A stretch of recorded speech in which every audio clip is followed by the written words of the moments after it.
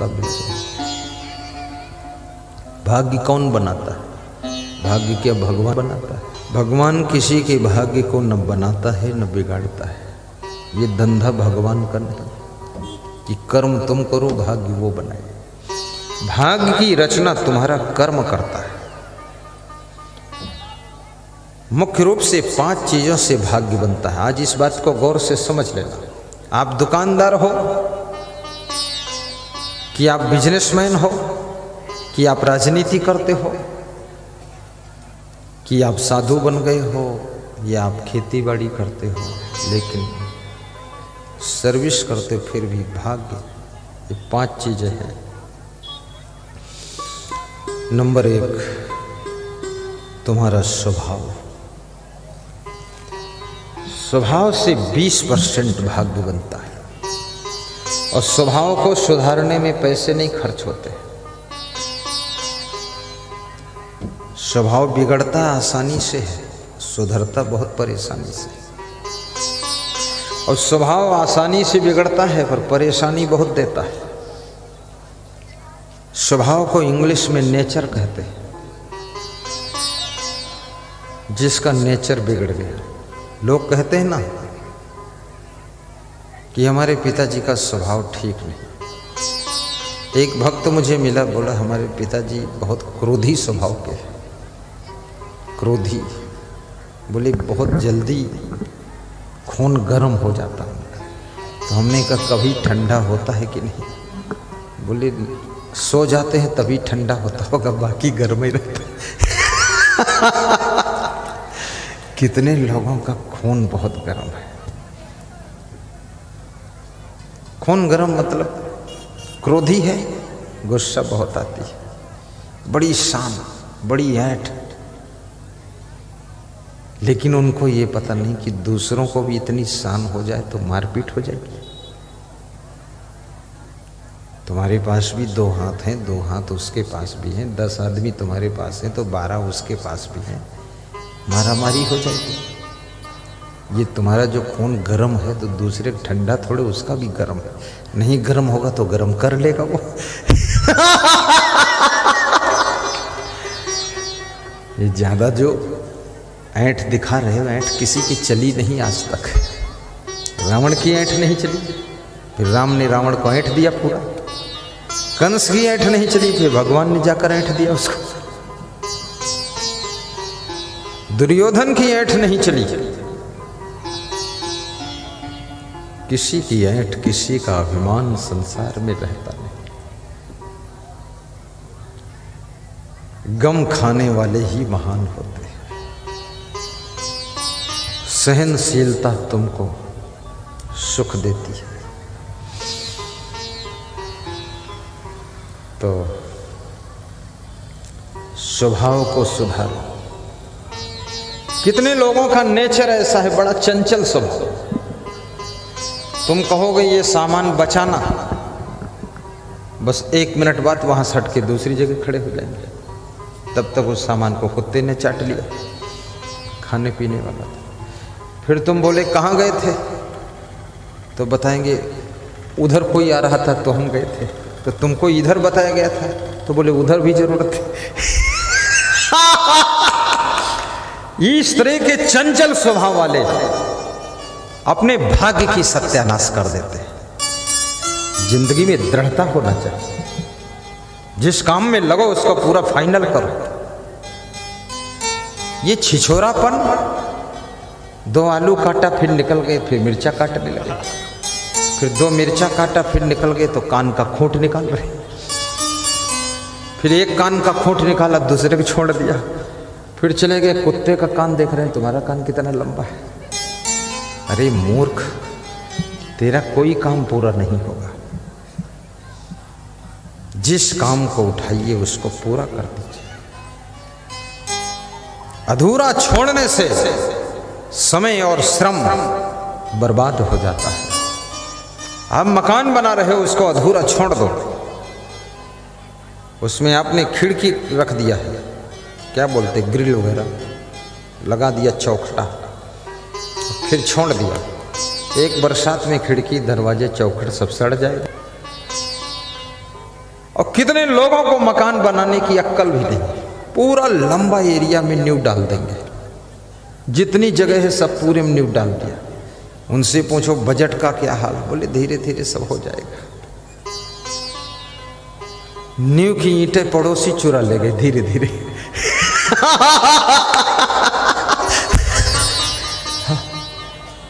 बरसात में जब रास्ते में पानी भर गया तो नींव की ईंटें उखाड़ के रास्ते में रख दिया लोगों ने। उसी पर किसी ने ट्रैक्टर ट्राली निकाल दिया, ईंटें धस के अंदर चली गई।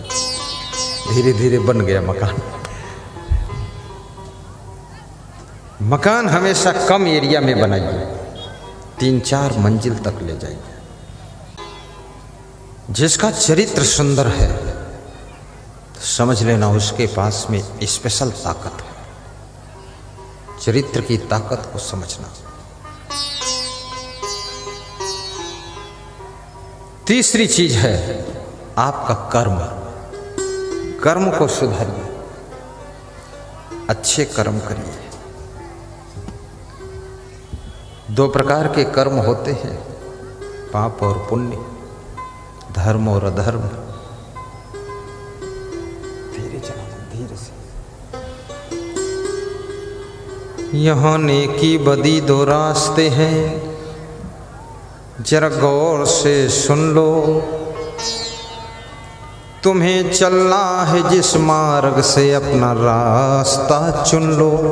आगे बढ़ा दो। चलने से पहले सोच लो अंजाम क्या होगा। भलाई कर भला होगा, बुराई कर बुरा होगा। शक्कर खिला शक्कर मिले, टक्कर खिला टक्कर मिले। नेकी का बदला नेक है, बदी का बदला बदी देख ले। दगा किसी का सगा नहीं है, न मानो तो कर देखो। किया दगा है जिन लोगों ने, उनके जाकर घर देखो। किया दगा है जिन लोगों ने, उनके जाकर घर देखो। दगा किसी का सगा नहीं है हो, दगा किसी का सगा नहीं है। ना मानो तो कर देखो, ना मानो तो कर देखो, ना मानो तो कर देखो। किया दगा है जिन लोगों ने, किया दगा है जिन लोगों ने। उनके जाकर घर देखो, उनके जाकर घर देखो। उनके जाकर घर देखो, उनके जाकर घर देखो। किया दगा है जिन लोगों ने, उनके जाकर घर देखो। उनके जाकर घर देखो। एक हाथ नहीं बाजे, एक हाथ ताली नहीं बाजे। ना मानो तो बजा देखो, ना मानो तो बजा देखो, ना मानो तो बजा देखो। बिना भूख भोजन नहीं भावे, बिना भूख भोजन नहीं भावे। ना मानो तो खा देखो, ना मानो तो खा देखो, ना मानो तो खा देखो, ना मानो तो खा देखो। बिना बुलाए पर घर जाना, बिना बुलाए पर घर जाना। मान नहीं चाह जा देखो, मान नहीं चाह जा देखो, मान नहीं चाह जा देखो। बिना मौत मरता नहीं कोई, बिना मौत मरता नहीं कोई। ना मानो तो मर देखो, ना मानो तो मर देखो। दगा किसी का सगा नहीं है, दगा किसी का सगा नहीं है। ना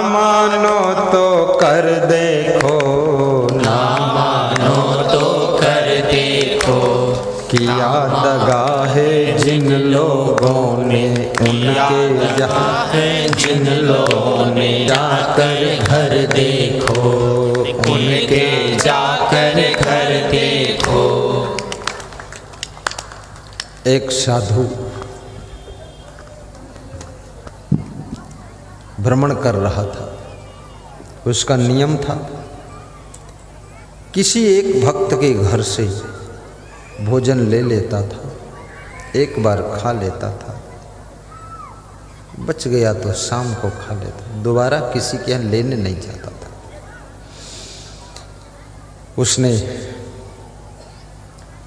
एक गांव में जाकर के, गांव से बाहर पीपल का पेड़ था, चबूतरा था, वहाँ अपना आसन बिस्तर रख दिया। गांव में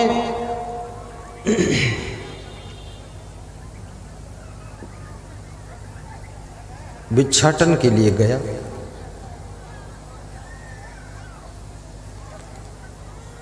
एक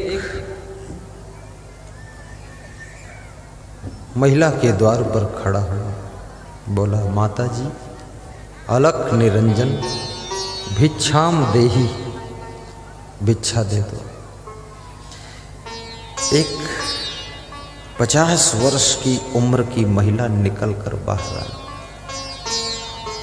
साधु को देखा, फिर अंदर घर में चली गई और भोजन ला करके साधु को दे दिया। साधु आशीर्वाद देकर चला गया। फिर दूसरे दिन वो साधु आया,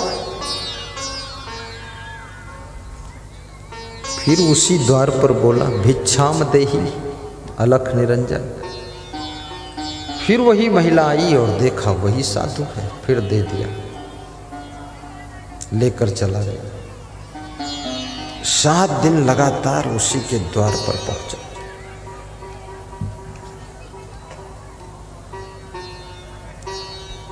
वो महिला मन में सोचने लगी कि ये साधु रोज रोज मेरे घर आता है, ये तो मेरे पिंड पड़ गया, इससे कैसे छुटकारा पाऊं।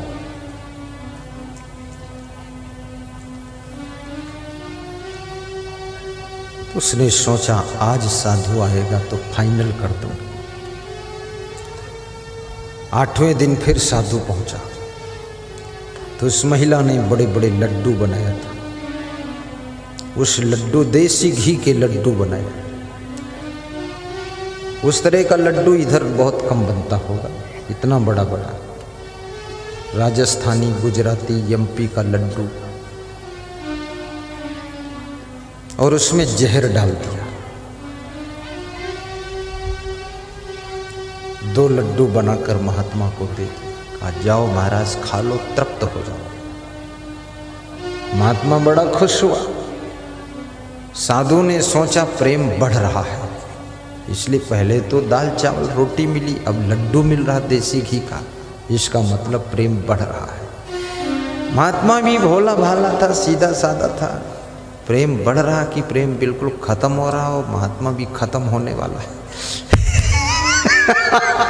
कुछ लोग समझ नहीं पाते भाव भंगिमा, बड़े भोला भंडारी होते हैं, और जो दूसरे के भावों को पढ़ नहीं पाता है वो व्यक्ति जीवन में बहुत ज्यादा उन्नति नहीं कर सकता। दूसरे के भावों को भी पढ़िए, शब्दों को भी अध्ययन कीजिए, चेहरे को अध्ययन कीजिए, दूसरों के बैठने के ढंग को भी रीडिंग कीजिए, चाल को भी रीडिंग कीजिए, आंखों को रीडिंग कीजिए कि इस तरह की आंखें क्यों बना रहा है। और ये अगर रीडिंग करना आपको आ गया तो आप जिंदगी की परीक्षा में कभी फेल नहीं होंगे। सीखो इसको।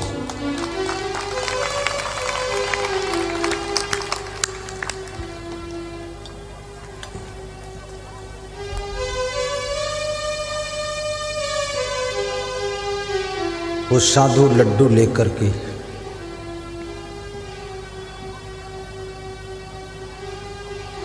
गांव से बाहर जा रहा है, केवल लड्डू है तो।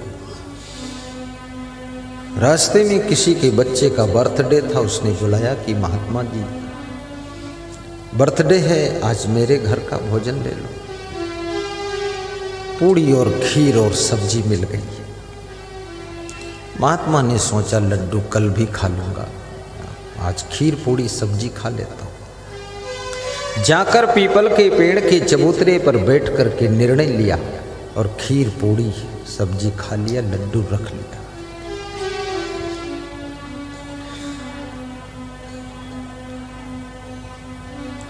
खा करके हाथ धोकर कुल्ला करके बैठा ही था, तब तक दो सगे भाई बॉम्बे से आ रहे थे, अपने घर जा रहे थे। प्यास लगी थी तो चापाकल लगा हुआ था, पानी पीने के लिए नल पर गए। साधु ने कहा खाली पानी क्या पियोगे, एक एक लड्डू खाकर पानी पी लो। कहाँ की बला कहाँ जा रही। वो दोनों भाइयों ने सोचा महात्मा का प्रसाद है, लाओ खा ही लेते। लड्डू सुन करके बहुत खुश हो गए। लड्डू है, वाह। ले लिया लड्डू और खा लिया, पानी पी लिया। उसी पीपल के चबूतरे पर बैठ गए। नींद आने लगी, लेट गए, चादर ओढ़ लिया और ऐसा लेटे कि फिर कभी उठे नहीं। राम राम सत्य हो गए, दोनों मर गए। शाम होने लगी तो साधु ने उनको धक्का दिया, हिलाया डुलाया कि उठो अपने घर जाओ।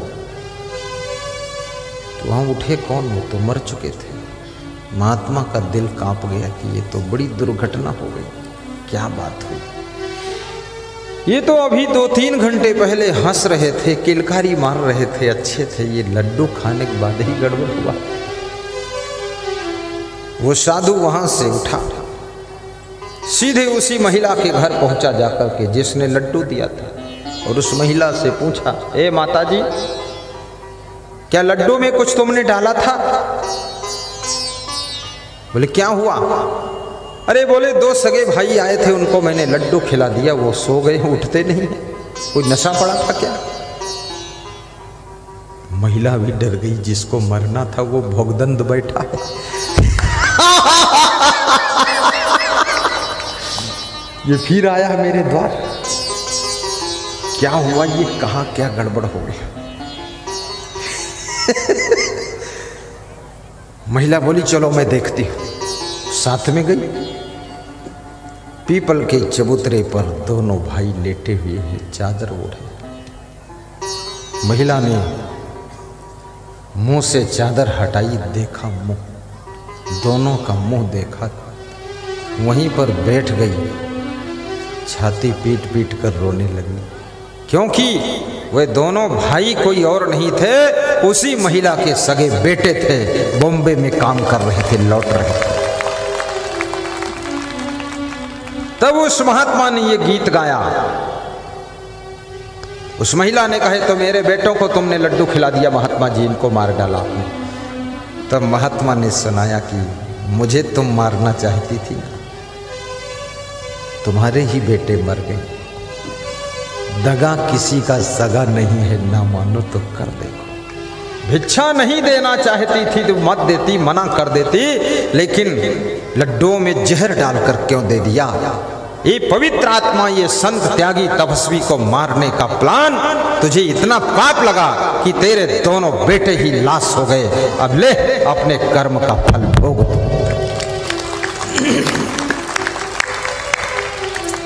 तब वो संत ने भजन गाया कि दगा किसी का सगा नहीं है, दगा किसी का सगा नहीं है, न मानो तो कर देखो, किया दगा है जिन लोगों ने, उनके जाकर घर देखो, किया दगा है जिन लोगों ने, उनके जाकर घर देखो। दगा किसी का सगा नहीं है, ना मानो तो देखो, ना मानो तो कर देखो। किया दगा है जिन लोगों ने, उनके जाकर घर देखो, उनके जाकर घर देखो, उनके जाकर घर देखो। याद रखना, किसी के साथ जो दगा करता है, ये प्रकृति ऐसी व्यवस्था कर देती है कि उसी के साथ में दगा हो जाता है। महिला पछताती है, रोती है, दुखी होती है कि ये क्या हुआ, हाय बुआ, साधु की दुआ, ये क्या हुआ, दोनों बेटे मर गए। किसी को दगा मत देना। विश्वासघात करने से आपका भाग्य फूट जाता है। ईमानदारी, वफादारी, जिम्मेदारी आपके भाग्य को सुंदर बनाती है। इसलिए ईमानदारी भी रखना। और कैसी भी कंडीशन हो, पोजीशन हो, सिचुएशन हो, हर कंडीशन में खुश रह।